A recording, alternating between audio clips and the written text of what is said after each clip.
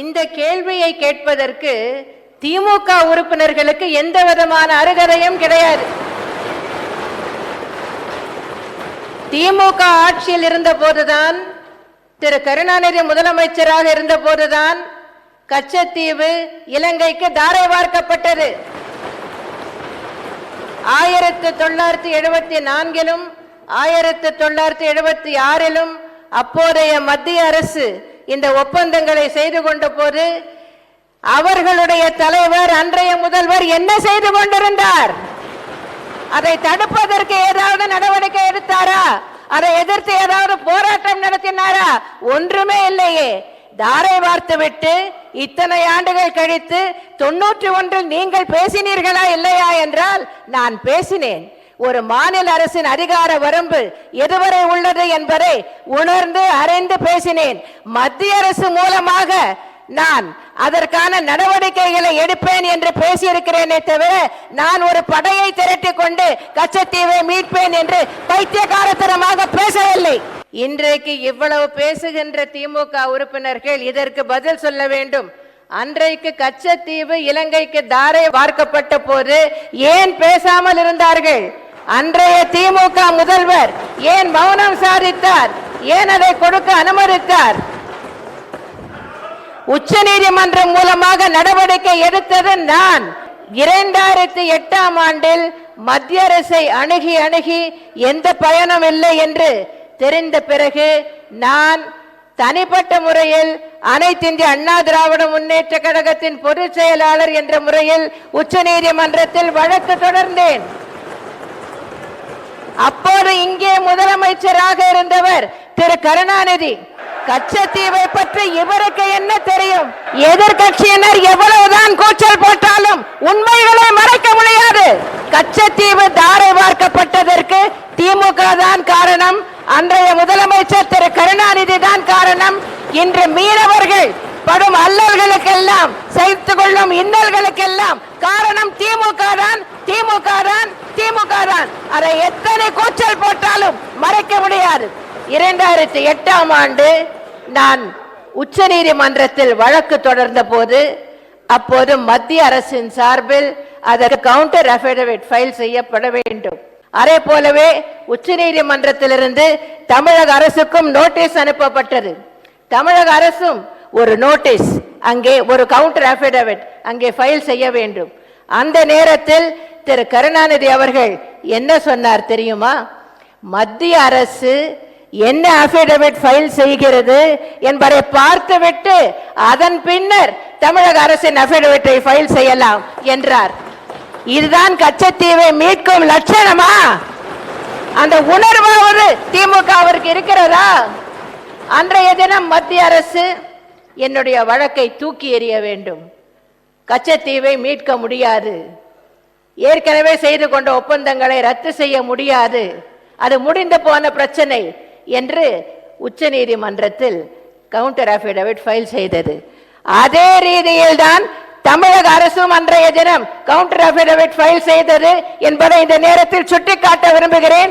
இதற்கு மேல் இதை பற்றி திமுகவினருக்கு பேசுவதற்கு அருகதை இல்லை என்று மீண்டும் அறுதியிட்டு உறுதியாக கூறுகிறேன். உண்மையாக கச்சத்தீவை மீட்க வேண்டும் என்ற எண்ணம் திமுகவிற்கு இருந்தால் அவர்களாக நடவடிக்கை எடுக்கவில்லை. 2008 நான் உச்ச நீதிமன்றத்தில் வழக்கு தொடுத்த போது திமுக தலைமையில் இருந்த தமிழக அரசு தன்னை அதே வழக்கில் இம்ப்ளீட் செய்து கொண்டிருக்கலாம் அல்லவா? செய்திருக்க வேண்டாமா? அந்த வழக்கில் தன்னையும் தமிழக அரசு இணைத்திருக்க வேண்டாமா? ஏன் செய்யவில்லை? அதன் பிறகு நான் மீண்டும் ஆட்சி பொறுப்பேற்ற பிறகு 2011 இந்த சட்டப்பேரவையில் தீர்மானத்தை நிறைவேற்றி அதன் பிறகு ரெவென்யூ டிபார்ட்மெண்ட் மூலமாக தமிழக அரசை இந்த வழக்கில் நான் இணைத்திருக்கிறேன். அந்த காரியத்தை திமுக ஆட்சியில் இருந்த போது ஏன் செய்யவில்லை?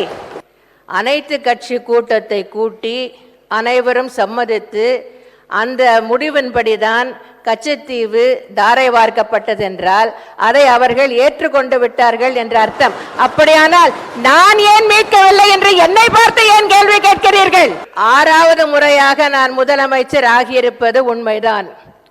முதலமைச்சர் ஆன நாள் முதல் 1991 முதல் இன்று வரை எனது நிலைப்பாட்டில் எந்த மாற்றமும் இல்லாமல் தொடர்ந்து கச்சத்தீவை மீட்பதற்கு என்னால் முடிந்த நடவடிக்கைகளை மாநில அரசின் அதிகார வரம்பிற்கு உட்பட்ட வகையில் நான் செய்து கொண்டுதான் இருக்கிறேன், நடவடிக்கைகளை எடுத்துக்கொண்டுதான் இருக்கிறேன். ஆனால் இடைப்பட்ட காலத்தில் ஒரே ஒரு ஆண்டுதான் அனைத்து இந்திய அண்ணா திராவிட முன்னேற்ற கழகம் மத்திய கூட்டணி அரசில் அங்கம் வகித்தது. அந்த நேரத்தில் தமிழகத்தின் சார்பில் நாங்கள் வைத்த எந்த கோரிக்கைகளையும் மத்திய அரசு ஏற்கவில்லை என்பதால் தான் அந்த கூட்டணியை விட்டு வெளியேறினோம். ஆனால் அந்த ஒரு ஆண்டை தவிர மற்ற அனைத்து ஆண்டுகளிலும் மத்தியிலே காங்கிரஸ் தலைமையில் கூட்டணி ஆட்சியானாலும் சரி, பிஜேபி தலைமையில் கூட்டணி ஆட்சியானாலும் சரி, திமுக அதில் அங்கம் வகித்தது. அப்போது நீங்கள் உங்கள் அதிகாரத்தை பயன்படுத்தி இவர்களுடைய தலைவர் இங்கேயும் ஆட்சியில் இருந்தார், மத்தியிலும் ஆட்சியில் இருந்தார். அப்போது நான் சொல்வதைத்தான் பாரத பிரதமர் கேட்கிறார், என்னுடைய ஆலோசனைப்படிதான் பாரத பிரதமரே செயல்படுகிறார் என்று பெருமையாக மார்தட்டி கொண்ட உங்கள் தலைவர் முன்னாள் முதலமைச்சர் திரு கருணாநிதி அப்போது ஏன் மத்திய அரசுக்கு அழுத்தம் கொடுத்து கச்சத்தீவை மீட்பதற்கு எந்த நடவடிக்கையும் எடுக்கவில்லை? அப்படி அத்தனை ஆண்டுகள் தூங்கிவிட்டு இப்பொழுது திடீரென்று விழித்துக் கொண்டு ரிப் அண்ட் விங்கல் மாதிரி சட்டமன்றத்திற்கு வந்து நீங்கள் ஏன் நடவடிக்கை எடுக்கவில்லை என்று என்னை பார்த்து கேட்பதற்கு உங்களுக்கு என்ன அருகதை இருக்கிறது? கச்சத்தீவு தாரை வார்க்கப்பட்ட போது பேசாமல் இருந்துவிட்டு அதன் பிறகு கடிதங்கள் எழுதினோம், நாடாளுமன்றத்தில் பேசினோம், அனைத்து கட்சி கூட்டத்தை கூட்டினோம், அங்கே இதை பேசினார்கள் அதை பேசினார்கள் என்றால் இதையெல்லாம் நாங்களும் செய்திருக்கிறோம். நாங்களும் பல கடிதங்கள் மத்திய அரசுக்கு எழுதியிருக்கிறோம், நாங்களும் பல பேச்சுக்களை பேசியிருக்கிறோம், நாங்களும் பல தீர்மானங்களை நிறைவேற்றி இருக்கிறோம், ஒவ்வொரு பிரதமருக்கும் கடிதங்களை எழுதியிருக்கிறோம். அதற்கெல்லாம் பலன் ஏற்படவில்லை, எந்த பலனும் இல்லை என்பதால் தான் உச்ச நீதிமன்றத்தில் வழக்கு தொடுத்தேன். கச்சத்தீவு தாரை வார்க்கப்பட்ட போது 29/6/1974 அன்று செய்தியாளர்கள் அப்போதைய முதலமைச்சர் திரு கருணாநிதியிடம் கச்சத்தீவை பிரதமர் இந்திரா காந்தி இலங்கைக்கு கொடுத்தது தொடர்பாக நீதிமன்றத்தில் வழக்கு தொடரப்போவதாக ஜனசங்க தலைவர் திரு வாஜ்பாய் அறிவித்துள்ளாரே, உங்கள் கருத்து என்ன என்று கேட்டதற்கு அது பற்றி நான் கருத்து தெரிவிக்க விரும்பவில்லை என்று பதில் கூறியுள்ளார் திரு கருணாநிதி. வழக்கு தொடரப்படும் என்றும் தமிழக மீனவர் பிரச்சனையில் நேரடி தொடர்பு இல்லாத திரு வாஜ்பாய் அறிவித்த பின்னரும் அது பற்றி எந்த அக்கறையும் காட்டாமல் தமிழக மீனவர்களுக்கு துரோகம் இழைத்தவர்தான் திரு கருணாநிதி என்பதை மீண்டும் கூறுகிறேன். இதை பற்றி விவரமாக தெரியாத உறுப்பினர்களுக்காக, புதிய உறுப்பினர்களுக்காக சில விவரங்களை இங்கே தெரிவிக்க விரும்புகிறேன். ஆர்ப்பாட்டம் நடத்துவது, போராட்டம் நடத்துவது, அனைத்து கட்சி கூட்டம் நடத்துவது, பிரதமருக்கு கடிதங்கள் எழுதுவது, இதெல்லாம் ஓரளவுக்குத்தான். அதற்கு எந்த பலனும் இல்லை.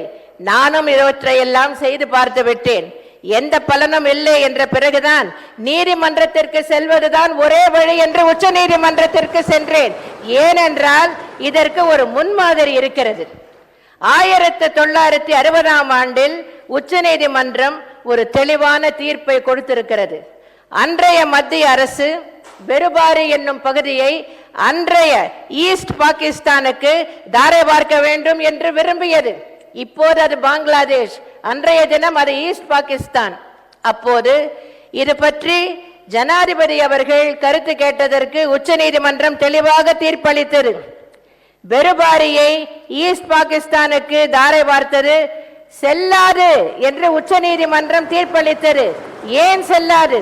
ஏனென்றால் இந்தியாவின் ஒரு பகுதியை வேறு நாட்டிற்கு, அயல் நாட்டிற்கு தாரை பார்க்க வேண்டும் என்றால் நாடாளுமன்றத்தின் இரு அவைகளிலும் ஒரு அரசியல் சாசன திருத்தத்தை கொண்டு வர வேண்டும், ஒரு கான்ஸ்டிடியூஷனல் அமெண்ட்மெண்ட் கொண்டு வர வேண்டும்.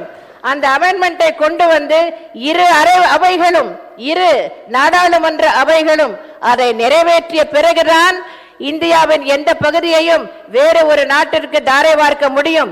ஆகவே பெருபாரியை தாரை வார்த்தது செல்லாது என்று உச்சநீதிமன்றம் தீர்ப்பளித்து இன்று வரை அந்த பெருபாரி இந்தியாவின் ஒரு பகுதியாகவே இருக்கிறது. இந்த தீர்ப்பை மேற்கோள் காட்டித்தான் நான் உச்சநீதிமன்றத்தில் வழக்கு தொடுத்திருக்கிறேன். நிச்சயமாக அதில் வெற்றி பெறுவேன். என்றைக்காவது ஒரு நாள் வெற்றி பெறுவேன். அன்றைய தினம் வரை நீங்கள் எல்லாம் நன்றாக இருந்து அதை பார்க்க வேண்டும் என்று ஆண்டவனை வேண்டுகிறேன். மாண்புமிகு பேரவைத் தலைவர் அவர்களே, திமுக மத்தியிலும் மாநிலத்திலும் ஆட்சி அதிகாரத்தில் இருந்தபோது கச்சத்தீவு பிரச்சனையில் எதுவுமே செய்யவில்லை.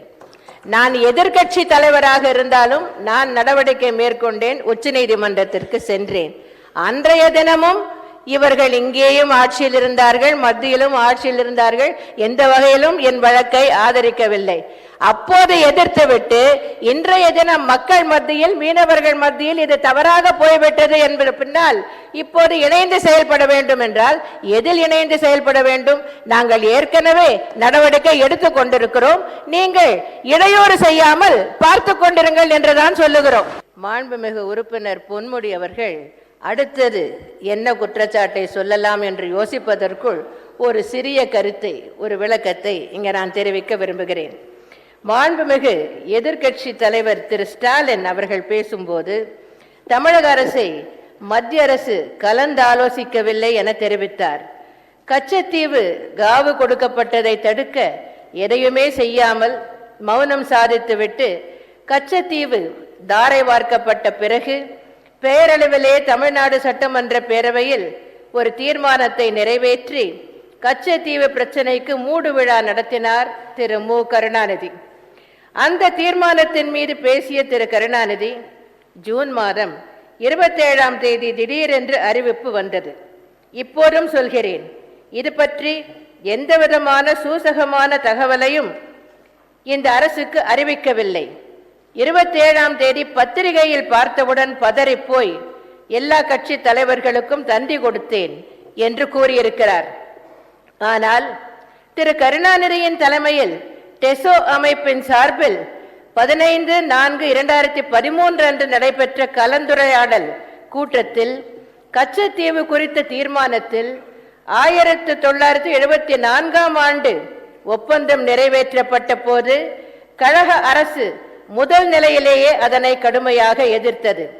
அதையும் மீறி ஒப்பந்தம் கையெழுத்தான போது குறைந்தபட்சம் தமிழக மீனவர்களுக்கு கச்சத்தீவு பகுதியில் மீன் பிடிக்கும் உரிமையும் மீனவர்களின் வலைகளை அங்கே உலர்த்தி கொள்வதற்கான உரிமையும் அந்த ஒப்பந்தத்தின் பிரிவுகளில் சேர்க்கப்பட வேண்டும் என்று கழக அரசு வலியுறுத்தி அந்த ஷரத்துக்கள் சேர்க்கப்பட்டன என்று குறிப்பிடப்பட்டுள்ளது.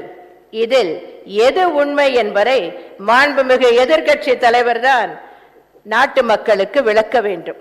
1974இல் தமிழ்நாடு சட்டமன்ற பேரவையில் பேசிய திரு கருணாநிதி கச்சத்தீவு இலங்கைக்கு தாரை வார்க்கப்பட்ட செய்தியை பத்திரிகைகளில் பார்த்துத்தான் தெரிந்து கொண்டேன், பதறிப்போனேன் என்கிறார்.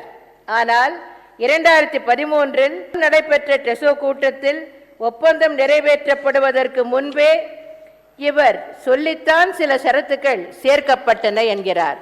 இவற்றில் எது உண்மை என்பதை எதிர்க்கட்சி தலைவர் அவர்கள்தான் விளக்க வேண்டும்.